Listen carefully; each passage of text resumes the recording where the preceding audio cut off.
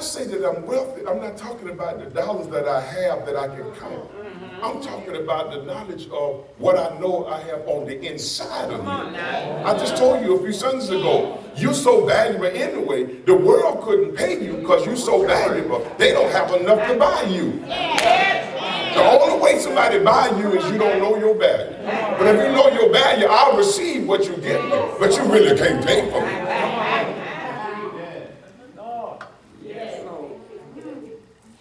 You can't put a price tag on healing. I can tell you a lot of billionaires and millionaires will get up and trade it all to get back up on their feet and walk like you walk. It's a blessing. You can't buy life, really.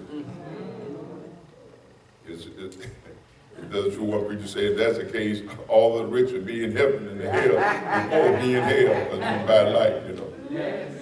It's all right. So, the Lord was with Joseph. He was a successful man in the house of his master, and the Lord made all that he did to prosper in his hand. And the last statement on that one is, so Joseph found favor. Come on, so Joseph found favor. Come on, say it again. So Joseph found favor. The difference between him and everybody else is that he had favor. The favor of God. Come on, the favor of God. When favor is on your life. Oh, when favor is on your life. When you got the favor of God. Favor. Like all, you know, we can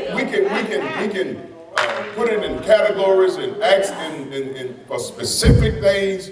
But if you just say, God, give me favor, you're going to cover everything about life. Favor. Joseph, at the end of the day, had favor. Come on, say favor, Lord. That's it, favor. One more time, favor. Put your hands on the Bible and say favor. I say, I speak favor. Because we already see from the word, when you get the favor of God, you're going to succeed in every situation. God promised to the one that's got favor that you will survive, that you will recover. I'm saying that you're not going to get knocked down, but you will recover and you will flourish in all situations because the favor guarantees it. What made him successful? He had faith. That's how the righteous live. The just succeed, they survive, they will recover, they will flourish in every situation.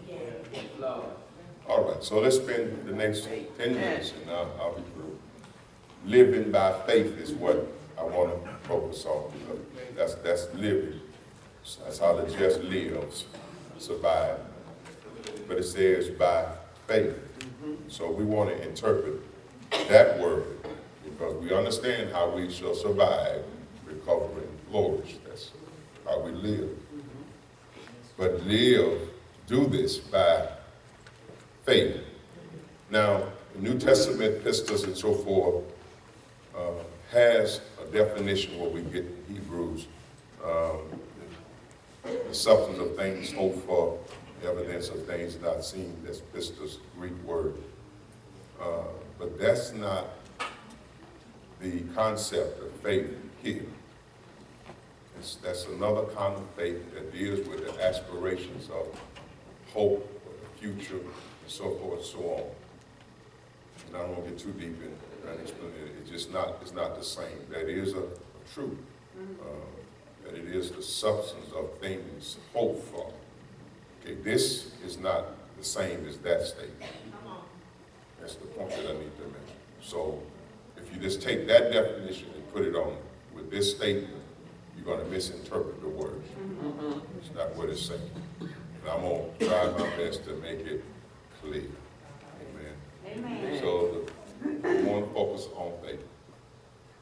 The just shall live, survive, and so forth by his faith. So this word faith, I put the word up there for you. You don't have to worry about it. If I pronounce it, it wouldn't matter to you anyway. But there it is if you want to look it up and know what context. And they got deviations from that, but this is one of the general words for the meaning. This word faith actually means faithfulness. Faithfulness. Still don't give us an understanding, but faithfulness. When you translate that, it denotes, look at this now, verifiable truth. Oh. See, because we only think about faith for the substance of things hoped for. There's no verification. It's just the substance of things hoped for. This is not the substance of things hoped for. This translates the just shall live by verifiable truth. Now, that don't mean that hope and expectation is not in it, because it is. That is necessarily part of faith, something that you see. But look at the definition here. Verifiable truth. Steadiness. All right. That's the part of futuristic expectation. But I'm expecting something, but my expectation is based upon verifiable truth. It's not bouncing, it's not resting on mere aspirations for hope. It is actually resting on something solid. Thank you, Lord. All right. And look at the last word, expectation, reality. Y'all know what reality is. That's, you know, people say be real, you know, it's like you're not living in the real world. All right.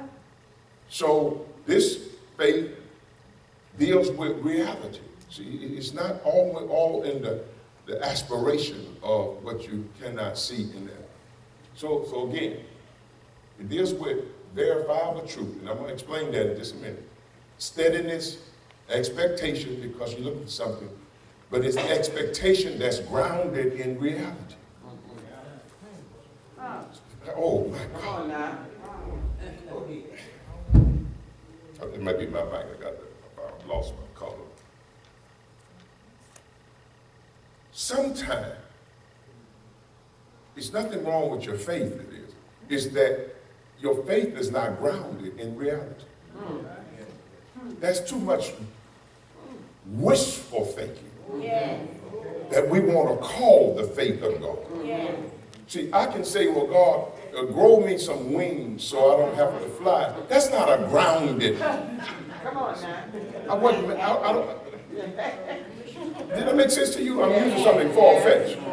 So I'm asking God to defy the whole composition of man. I have legs.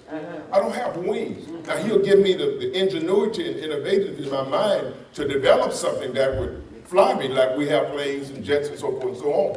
But to ask God to put wings on me is not a grounded statement. And I'm sorry. You know, I try to keep it in positive, but I got to make the statement. Sometimes what we're doing is nothing but the flesh out of control. The flesh. And you're asking God to do something that defies reality, that defies logic, that is not grounded in reality, but we call it faith.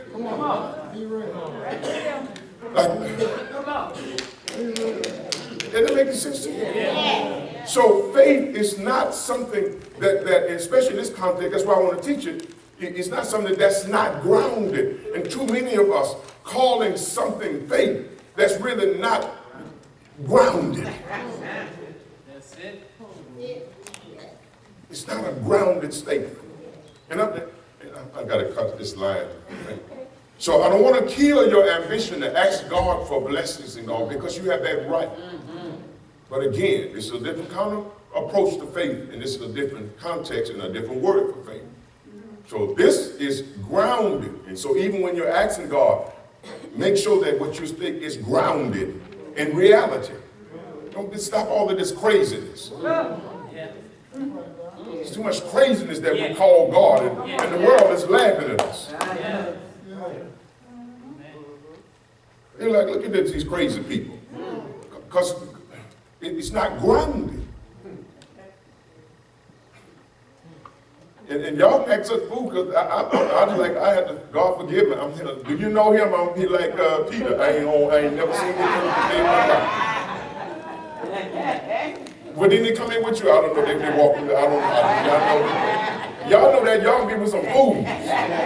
Y'all been in places and somebody's acting a fool, and you just kind of walk off like, oh, they not grounded. Amen. So